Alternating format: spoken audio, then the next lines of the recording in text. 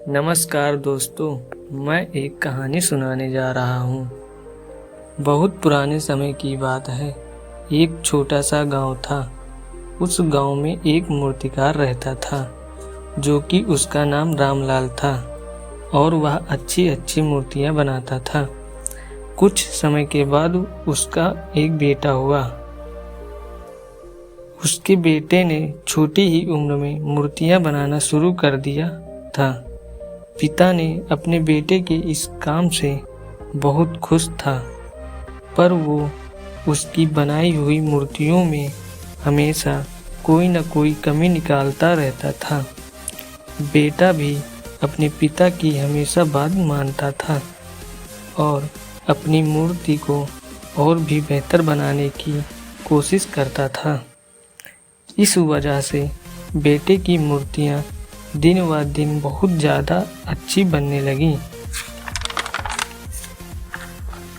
कुछ समय के बाद एक ऐसा समय आया कि लोग पिता से भी ज़्यादा बेटे की मूर्तियों की तारीफ करने लगी और बेटे की मूर्तियाँ पिता से भी ज़्यादा दाम में बिकने लगीं। लेकिन फिर भी पिता अपने बेटे को उसी प्रकार की सलाह देता था।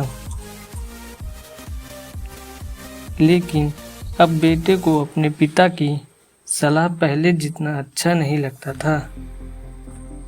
फिर भी वो पिता की सलाह लेकर अपनी मूर्तियों में सुधार लाता था। फिर कुछ दिन के बाद बेटे का सब्र खत्म हो गया और बेटे ने अपने पिता को बोला कि अगर आपको मेरे से अच्छी मूर्तियाँ बनानी आती हैं तो फिर क्यों नहीं बनाते हो और हर बार क्यों सलाह देते हो।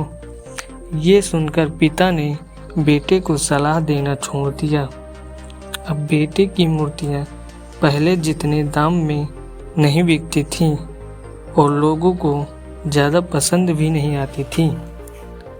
ये सब देखकर बेटा चिंतित हो गया और वो अपने पिता के पास गया और बोला कि मेरी मूर्तियाँ क्यों नहीं बिक रही हैं। पिता ने अपने बेटे की बात चुपचाप सुनता रहा, जैसे पिता को पता ही था कि ये सब होने वाला है। बेटे ने कहा, क्या आपको पता था कि मेरे साथ ऐसा कुछ होने वाला है? पिता ने कहा, हाँ मुझे पता था, क्योंकि मेरे साथ भी ऐसा सब कुछ हो चुका है। पिता ने बेटे को समझाते हुए बोला कि पहले जब भी मैं तुम्हें सलाह देता था तब तुम अपने आप को और भी बेहतर बनाने की कोशिश करते थे। अब जब तुम खुद से संतुष्ट हो गए हो तब से तुम में और भी अच्छा होने की कोशिश नहीं रही, इसलिए तुम्हारी मूर्तियाँ भी पहले जितनी अच्छी नहीं बन रही हैं। इस कहानी से हमें यह शिक्षा मिलती है कि हमें हर वक्त अपने आप को बेहतर बनाने की कोशिश करनी चाहिए।